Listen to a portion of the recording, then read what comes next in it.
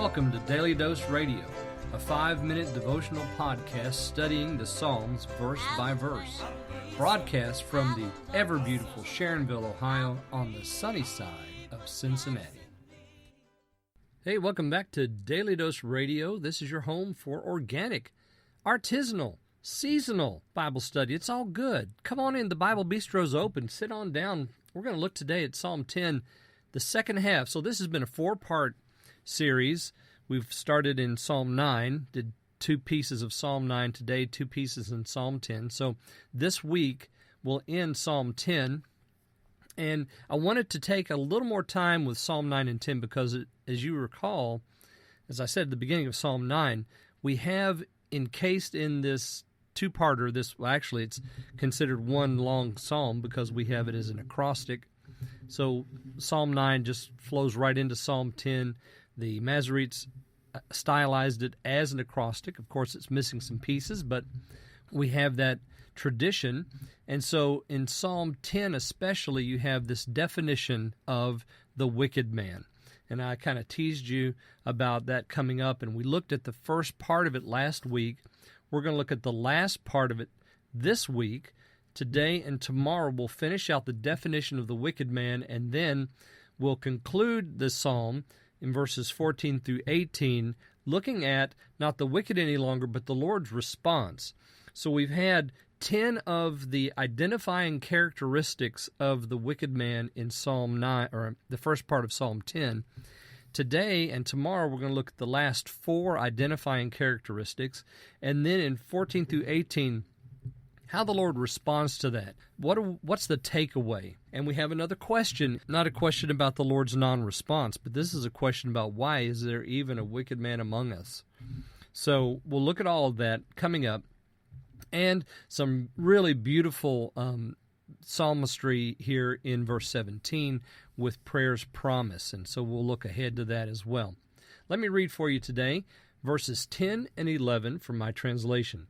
So he crouches, prostrating himself. Then the fortress of the hapless will fall by his strong ones.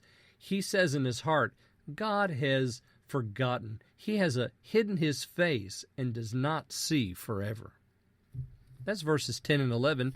We have here 2 of the distinguishing characteristics, 2 marks of the wicked man. Now, if I can just real quickly review, we began looking at the characteristic marks of the wicked, the definition of the wicked, back in verse 3.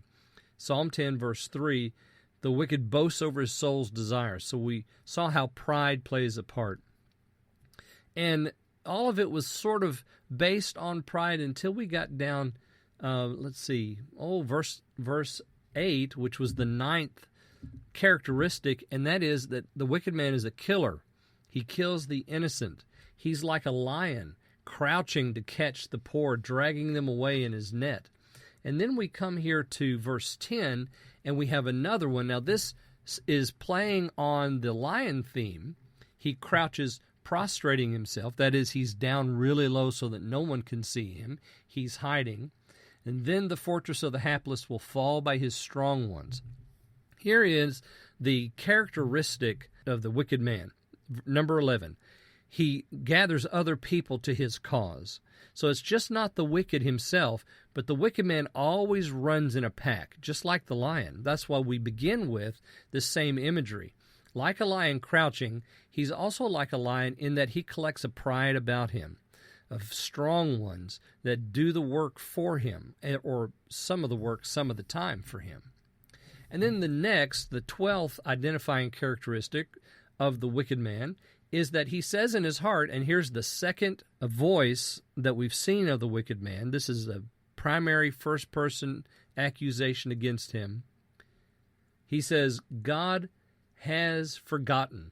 He has hidden his face and doesn't see forever. Now remember, we began with, Lord, why are you standing at a distance?